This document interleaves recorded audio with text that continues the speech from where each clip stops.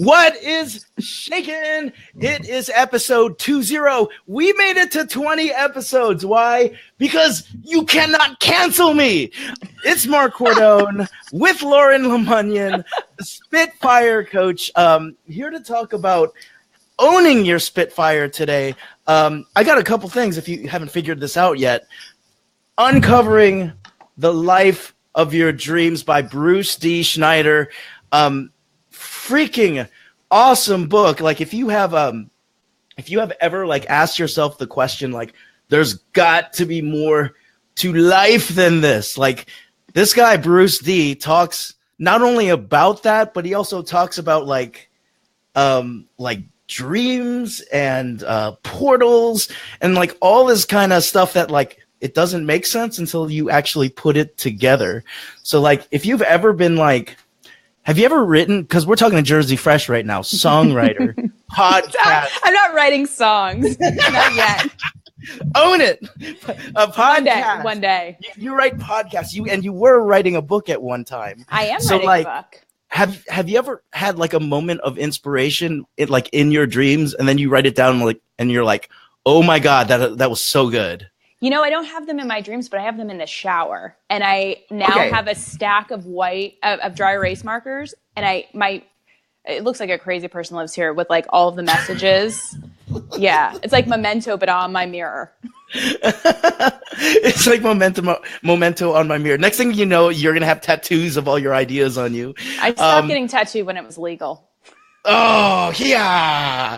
Well, the thing is that this book is awesome and very similar to the way that they call it like unconscious writing and unconscious creativity. Sometimes it happens when you're on when you're like riding on bikes, like in a spin class, and you just get in that sort of a zone. And the next thing you know, you're like, holy crap, that was a great idea.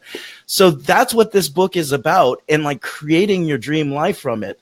Now you can go to Barnes and Noble, get this thing for $25. You can go to Canada, get it for $30 Canadian dollars. Or you can go to the Beyond Resilient crew here on Facebook. Ask for it by name, and you shall receive. Also, another thing is that if you're willing to donate like $1 or $2, this is an expensive book, and so we're trying to get this out to people who might like the book, but right now it's not. $25 might be a little steep for them. So if you got $1 or $2 to spare, we're going to get this book out to some good folks as well. With that said, my name is Mark Cordone.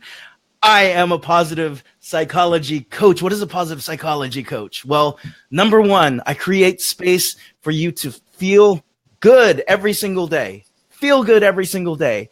Number two, I create the space for you to function at an optimal level, to perform at an optimal level, whether it be elite, some sort of like work performance, or whether it be some sort of like sports performance, elite performance. You put those two things together, feeling good and functioning well, you've got a great life. You got a flourishing life. You got a fulfilled life. So if you're feeling good and functioning well, give me and Lauren some hearts right now. Give us some hearts. I feel like you need like a church organ where you're like, if you're feeling good, dun, dun. Like I knew you would. Like I knew you would. Yes, give us some hearts, y'all, if you're feeling good and functioning well. You know what? It's also cool to have these days, like, what is it right now? Thursday? So it's cool to have these days where it's like, oh my God, I just had a really crappy week. It was really hard. It's okay to have these days where you're just getting by and you're feeling okay. Give us a thumbs up. Give us a thumbs up if you're having that day. It's okay to have. Hearts are happening. It's working. Aww, they're showing you hearts. Aww. Now, here's the thing, too. Here's the thing. Regardless of how your week has been, whether it's been an up, a down, or an all around, if you're feeling optimistic, that's key. If you're feeling optimistic, Lauren, give me a big wow face. That's an awesome one. Yeah, our guest yesterday told us that the wow face is like this. And I guess that's how you text it. It's like 303. I want to go. So give us a big wow face. That is an awesome wow face. I say wow a lot. I have a lot of practice. Wow. So I take it that you're feeling good and functioning well, Lauren? Yeah, I mean, you can't sit in the big yellow chair and not feel awesome. It's part of the prerequisites of sitting in this chair. So Lauren, aka Jersey Fresh, I'm just gonna kick it right off. What is your story? Oh, okay. So grew up in New Jersey, hence Jersey Fresh. Jersey Fresh. And I went to Rutgers and paid my way through school making hats. So I crocheted, and I learned how to do that at 6 years old from my grandmother. And that was the first time that my alter ego, the Spitfire coach, emerged. Someone called me a little Spitfire. So I had that little nugget in the back of my head, but I really just like loved making things and connecting with people and, you know, just doing and going and being. So I was this little like mogul at 12 years old, and then fast forward to being at Rutgers, and I was taking night classes and I was in insurance as an assistant. I was just like going and being and just running myself ragged. I had no immune system. So actually my stepmom was like, you need to move to DC, like go work for a trade association in the association management world. Like you already are running businesses, and this is the way to like branch out. So I went and took a train the day after I graduated from Rutgers and had a job offer within 4 hours, and didn't think to like, hey, let's shop around. I was like, they like me. They really like me. And I took the job and moved down 8 days later and slept on couches for 6 weeks and was just like, oh my God, I'm poor. I'm so poor because I couldn't hustle the way that I was used to it. You got paid once a month and you just had to save. And I was just kind of like pursuing this journey of like, do more, be more, and just kind of going in that same cycle. And at 22, I kind of barged through the door and demanded to be promoted as the executive director of this trade association. And I don't know Spitfire style. Yeah, it was just like, I don't know where the cojones came from, but it was like, no, this is your time. Like, you go and do this. And so like I got reference letters from my colleagues and ended up approaching the CEO, and he's like, all right, go move into your office. So here I am, this little shit. I don't know if I can curse or not. I didn't know what I was doing. And I got moved into this office, and I was just on this trajectory of figure it out and make it work. And so I was in this industry that like, I just learned how to connect people and ask for favors and figured it out. And I lived there in DC for 5 years, ended up getting married, moved to Houston, Texas, because that was the height of the recession and he was unemployed. And I was in this make it work moment, like just keep grinding, keep doing it. And then at some point you'll get your turn.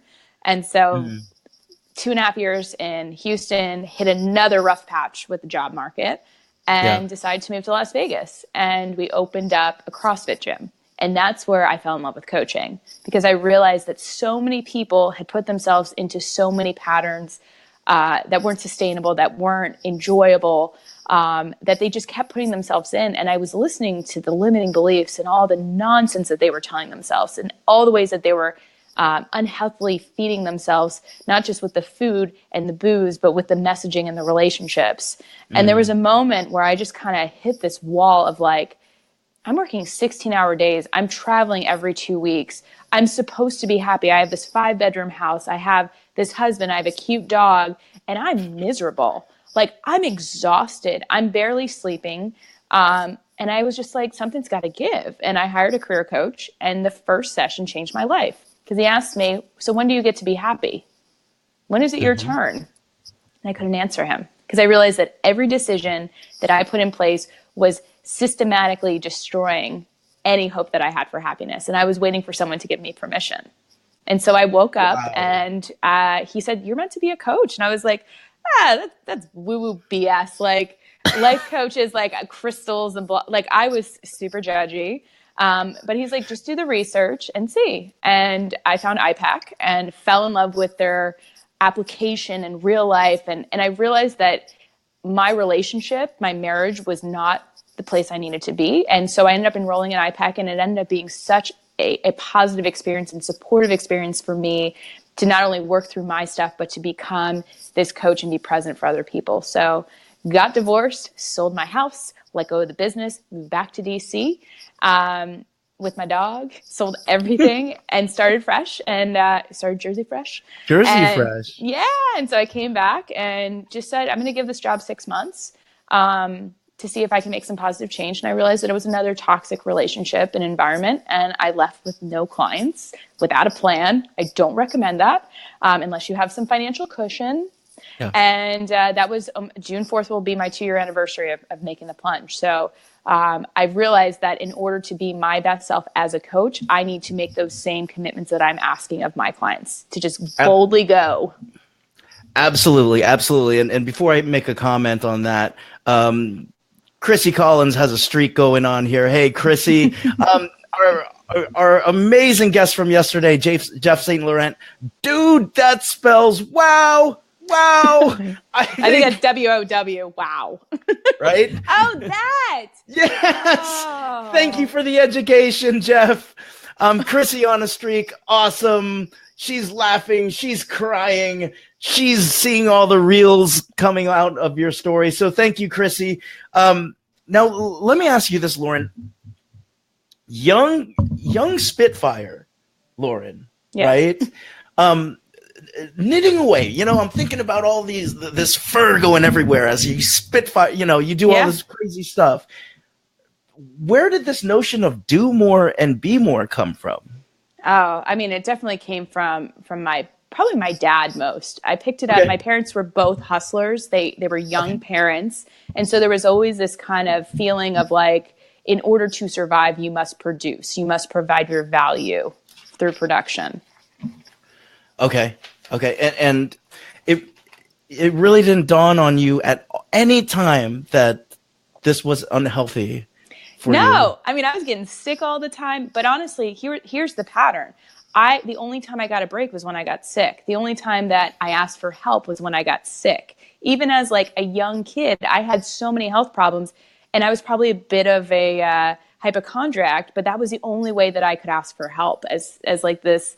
As spitfiery and as bold as I was, I also was not in touch with the emotional needs that I had and that I needed to be taken care of. Because my parents got divorced when I was 4. My brother was a very like rebellious attention. Like he got attention from being destructive, and I was this quiet kid that's in the corner crocheting and getting good grades. And underneath the surface, like I needed that same attention, so I would get sick. Sure. Now with you working in Las Vegas and you seeing all the kind of habits that people had, not only with sort of bad habits with nutrition, bad habits with working out or lack thereof, and you noticed these sort of limiting ideas that they had. Did you ever say to yourself, oh my God, I've got the same limiting ideas? Or were you still grinding it out? Yeah, I was in denial. I mean, this is what I think happens when people want to initially become coaches. They want to fix other people, because when you can project outside of yourself and fix other people, then it means you're okay and nobody's paying attention to what's going on with you. So yeah, and I actually deflected that for probably about a year, even after my divorce, of still thinking I was okay. Really? Yeah. And it was the divorce that had you seeking a coach? No, the divorce happened after the coach. So it was me wanting to seek a new career. And I realized that the relationship and that construct of like having a mortgage, having a business, and being financially responsible, and never feeling like I was going to have that opportunity to go and seek another venture out. And I had a partner who was not on board with me being anything than what he knew me as. Sure.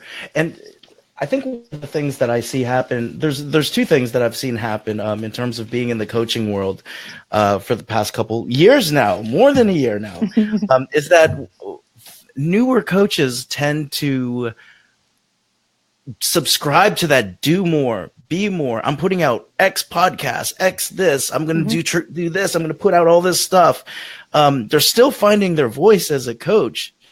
And like, it's totally hurting the client, because all of that energy, all of that frenetic energy, like takes away from you being able to make space for that client. Yeah. And it's really interesting how in that first couple years, like we had a coach the other day that talked about you're able to do more by like clearing your mind and completely doing less. Yeah. That's the only way to do more. You got to be present. And if you're too busy checking off your list and trying to be something to somebody else, you're not present. Yeah. Mike Faber just said, dang. Mike Faber was another coach that we had on last week. And also a radio host at W Balls. It's true. WBLZ, W Balls. Good to see you, Faber. So talk to us post this now. Like you've gone through this sort of mind shifts sort of coaching process, right? Did you completely snap out and you're like a completely different person? Or did you ever feel the need to be like, ooh, maybe that was right the first time, like do more, be more? It's something I struggle with. I mean, if you ask someone who knew me 10 years ago, they're like, you're who you were before all of that crap came on you. Yeah. I mean, I'm a person who gets shit done. That's what I'm known for. Like, I know how to like snap my fingers and make magic happen. And I love to create. So I don't ever want to like just be sitting and contemplating life. Like I want to be an active participant. But I think what's different now is the driver behind it. It's not about writing or doing a podcast or writing a blog for someone else because I want them to think of me a certain way. It's because I'm really passionate about this and I want to share this because it's going to help someone. So it's more of the release rather than the promotion with expectation. Sure. And I'm also hearing a shift from doing things for sort of external gratification versus doing it from an internally motivated place, which is a much more sustainable place, in my opinion. Yeah. Okay. So let's talk about when you started this this company now. You not only started a coaching company, but you kept it Spitfire. Yeah. What was the reasoning behind that? Well, actually, I started it as Lauren LeMunyan Coaching with the Spitfire Coach as a DBA, as two brands to play off of. And I was told by not one, but two men that was too aggressive of a brand to do work with corporate clients. And so I moved away from it for a year. I was like, well, all of my scarcity mentality and my fear around like being perceived and not making enough took over. And so I moved away from it. And it wasn't until I was really like encouraged to do this podcast last year that I was thinking of a name, like, what do I want to call this podcast? And it's like, it has to be called the Spitfire Podcast. And then it was like, well, why aren't you the Spitfire Coach if you have the Spitfire Podcast, dum-dum? So it was one of those like doink moments. Yeah. Okay. And with being a Spitfire, I mean, the theme of the show is sort of like owning the Spitfire in all of us. Yeah. What does that mean to own the Spitfire in all of us? And what does it take? Yeah. So this is part of the book that I'm writing right now of like tapping into your inner Spitfire. So basically I examine what does it take to make a fire happen. So you have the fuel, the heat, and the oxygen that creates the cycle of combustion. And you guys are going to get an insight to this book now. So the fuel is your passion. It's your purpose. It's who you're about, what it is that you do. The heat is the energy. So is it coming from a stress or a growth reaction? Is it something that's reactive or is it something that's expansive, that's connected back to the purpose? And then the oxygen is your breath, your self-care, the sustainability through all of it. And so when all three of those are in alignment, it creates the magic that is the Spitfire. Johnny B just wrote back, doing your passions for yourself is where the true authenticity lies. Emo, in my opinion. Yeah. Music, books, whatever. Make sure you are. I don't have my glasses. You are through and through. The only thing that is truly unique. Thank you. The Spitfire on the Golden Mic has officially taken over the show. I've been canceled. I have LASIK. I can read that on a screen. Thank you for that, Johnny B. So talk about those three models now. The heat,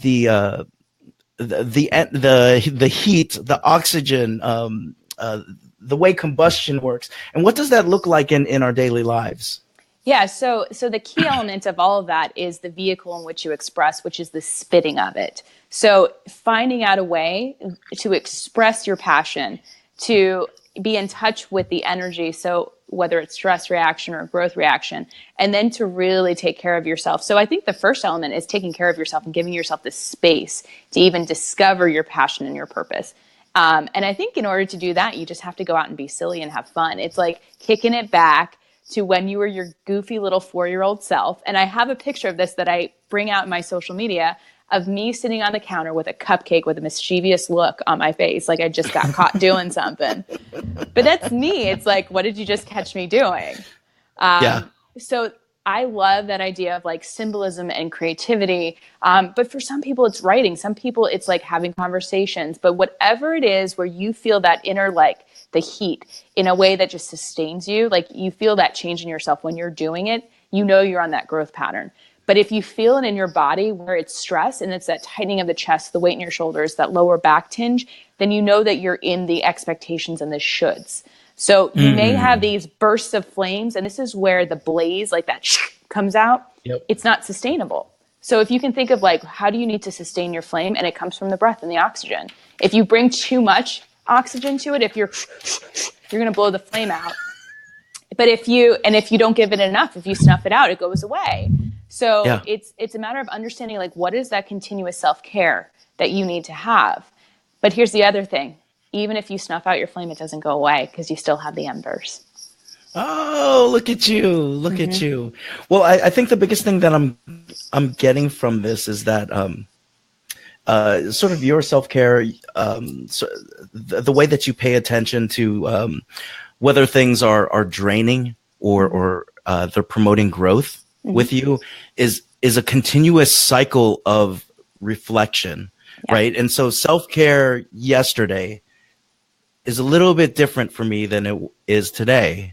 It's going to be a little bit different after I'm done traveling this weekend, right? And is that what I'm hearing? Is that you constantly must be monitoring it. It's not just, I've got my self-care plan for 2018. I know what I'm going to be doing on this date. It's, wine and bath time. It really is something a little bit more conducive to the situation that you see yourself in.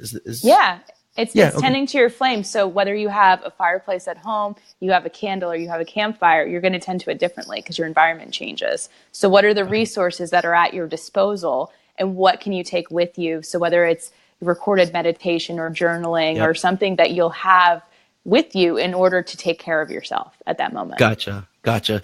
Sam Path, it's good to see you, as well as Chrissy. Chrissy writing back. She's on fire today. Creativity is key. She's feeling it, Lauren. Awesome. So the second piece. So we talked about energy. What's the other one? We have oxygen. So fuel, heat. So heat is the energy, and then oxygen. Okay.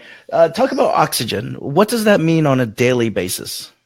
I think that's a big piece of self-care. So that's the breath. Sorry. Yeah. Yep. Sorry. All good. Then talk about fuel. Fuel is your passion. So that's the silly juice. That's like, what is it that, if you think of like your log, that's what you're burning, but like, what is it about you in your core, your values, those things that energize you, that you're like, boop, that's it. Yeah. So how would you coach someone who would come in and say, if I knew what my passion was, the heat and the oxygen would come. Like, how do you help them with finding that? Yeah, I mean, that's my favorite, when people come to me and they're like, I'm not creative. And I'm like, everyone's creative. We just have not figured out what it is yet. So I do visioning exercises. So what I'll either do is advance them forward to give them key triggers of like, okay, imagine you're in this scenario and people are around you and you're having fun. What are you doing? Or take me back to a place where you were like a silly giddy kid, or like what activities were you doing that brought you the most joy? So it's not a matter of like people not feeling like they have passion or purpose. They've just buried it under years of these blocks of obligation and shoulds. Yeah, I'm glad that you brought that up. I mean, man, that's so much easier than the way that I do it. I'm really the way efficient in my coaching. Yeah, you are really efficient in your coaching. I use a theory called remembered wellness and remembered passion, and so it's kind of similar. You have the person think back to either a time they felt passion or what passion would feel like. Right. And or what living in true purpose would feel like. And it's true. The first thing that I do is I bring them back. Well, when was the last time you felt that? And let's do an autopsy of that situation to see what was going on inside and outside, right? Yeah. If it's not something they felt yet, project forward. It's 3 years later. What is going on? What has changed? You're waking up in the morning, you're looking around. What is different about life today? Yeah. And so the visioning exercises are key.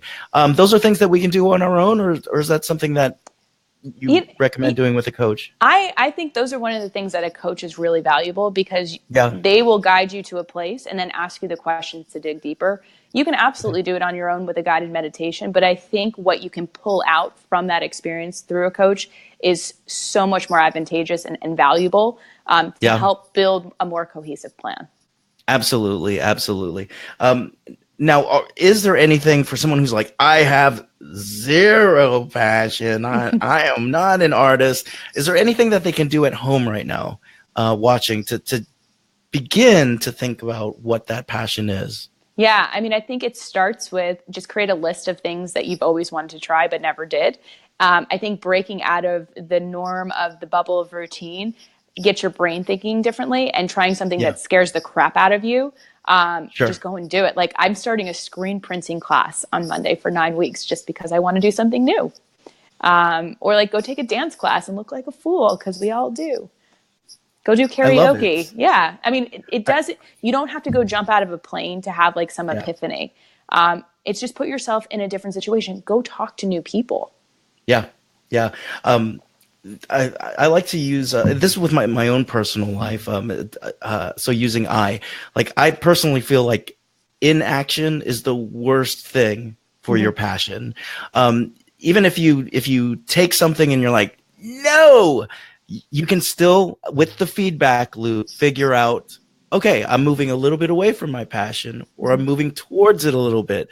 But without action, you have no like litmus test of whether or not you're moving further away from or closer to your passion. So I think that's a great thing. Just take action.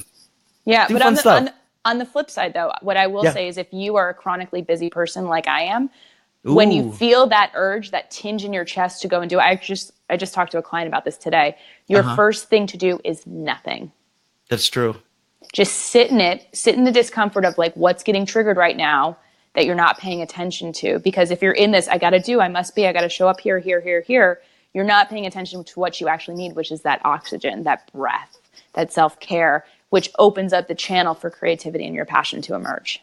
I absolutely love that. So let's talk about heat. The energy. Yeah. The energy. I mean, from iPad. Why am I missing this? I have oxygen as the energy, heat as something different. Oxygen is self-care, heat is energy. Self-care. Sorry. Yeah. It's okay. I know my stuff. Yeah, you do. You can't throw me off. I'm writing the book. Yeah, I know you are. And apparently a better book than I'd ever write. Oh, stop it. How so does do you want to make you feel? Oh, shut up. Shut up. Shut up, Jersey Fresh. I love you too. So put all together then. Oxygen, self-care.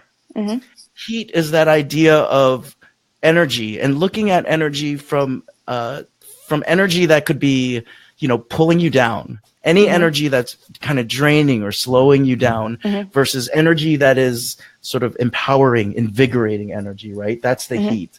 And then with the fuel, really self-concordance, the idea of having passion, internally motivated sort of things. I would say that when you were telling your story, and saying the reason why you do what you do right now is less to do with external gratification and more to do with internal. I saw you packing in the fuel there. Yeah. Is that right? That feeds my fire for, forever. I mean, I could be having the like slowest lethargic day, and I talk to a client and I'm like, it's like liquid crack. I mean, don't do crack, kids. But it's like taking an espresso shot for me. Like I'm just bouncing off the walls, like ready to just go. And that's how I know that I'm tapping into my passion and my purpose. Like when I do that, when I talk to clients, when I'm helping them move through things, it has nothing to do actually with their outcome. But when I show up as that, I'm like, oh yeah, we're good. Yeah. Yeah. So tell me how life has changed for you now. I mean, you are now Spitfire coach. Yep. You've, moved, you got your beautiful dog. You're writing a book. Yeah. And once was this 22-year-old, I would say Spitfire back then. Yeah. Oh, totally. It's kind of like this new Spitfire, right? It's 2.0. It's 2.0. What does life look like for you right now? It's so much fun. Yeah. I have attracted in so many amazing people that are on the same wavelength creatively and progressively with the way that they think about things. Where I used to kind of cower about being in front of people, I'm now on stage and rapping and singing and in front of people I would have never met before. Like I rapped for Wyclef last year. Who does that? What? I know. It's crazy. Wait, was it like your own fresh, like no. Jersey Fresh, or was it like? I did Biggie Smalls. I did Big Papa for him. And he was like, yeah. We need to hear you do part of Biggie Smalls right now. All right. I gotta hear it. You ready? To all the ladies in the place with style and grace, allow me to lace these lyrical douches in your bushes. Who rock grooves and make moves with all the mommies. You're back in the club, sipping Moa is where you find me. You're back in the club, macking hoes, my crew's behind me. Mad question asking, blunt passing, music blasting. One that just can't quit because one of these honeys Biggie's got to creep with. Oh, and nowadays everybody want to talk like they got something to say, but nothing comes out when they move their lips. Just a gentle. I don't want to curse. Okay. Oh, now we're not cursing. Okay. Now I'm not cursing. Yeah. Phil Collins. Phil Collins said, "Let's hear it." So for the last 5, that is the Phil Collins. Hey, by the way, that is the Phil Collins. Phil Collins, I love seeing you here on a daily basis. You are loved. Johnny B. Get it. Let's hear a metal scream. He wants a metal Oh my God, scream. you're going to blow the mic.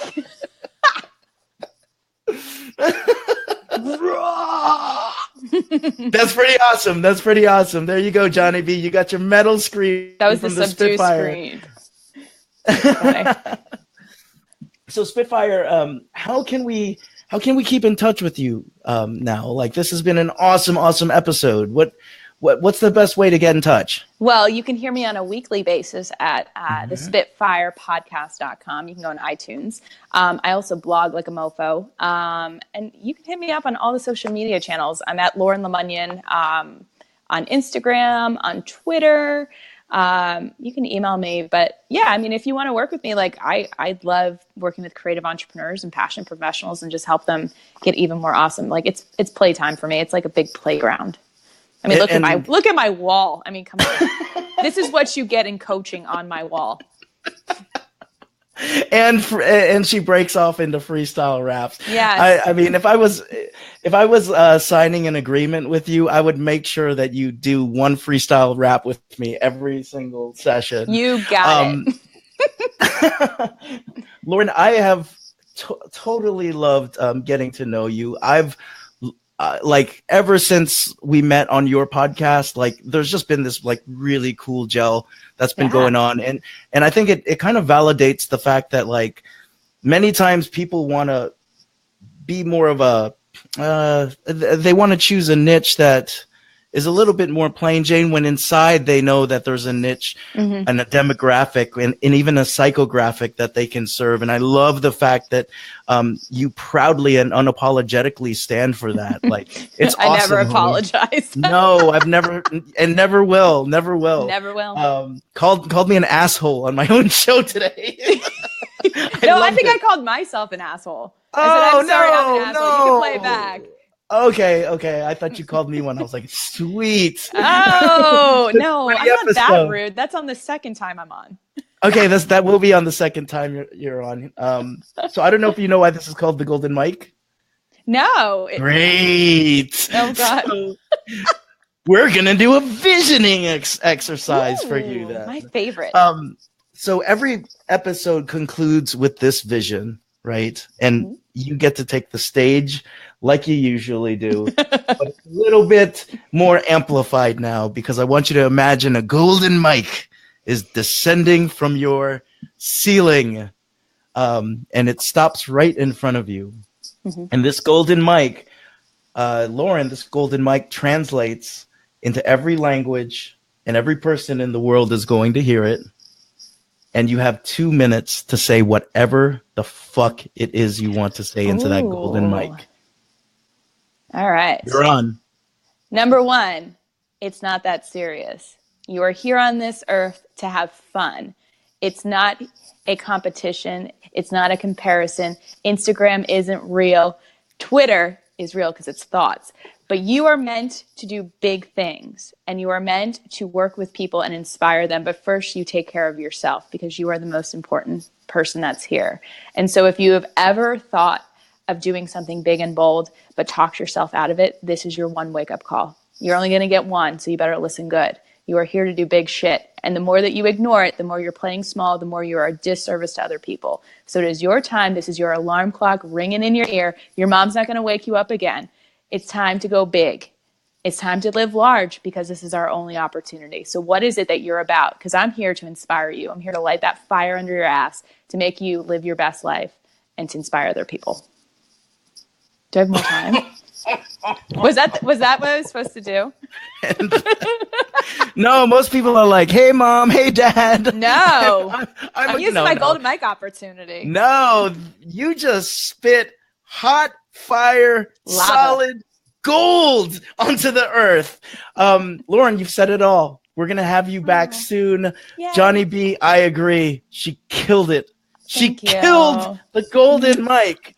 The golden we've got all the show notes. Stick in touch. Go to the podcast. Go and see her blogs. If you're in the DC area, go and see her live. She usually has this big old bucket hat. I do love my hats. Yes, she has this big old bucket hat. If you're in the DC area, look her up. And more importantly, this is your time. Get the fuck up. This is your time. All right. Get the fuck up. Lauren, thank you so much. This has been episode 20. Hope you're feeling good and functioning well. See y'all.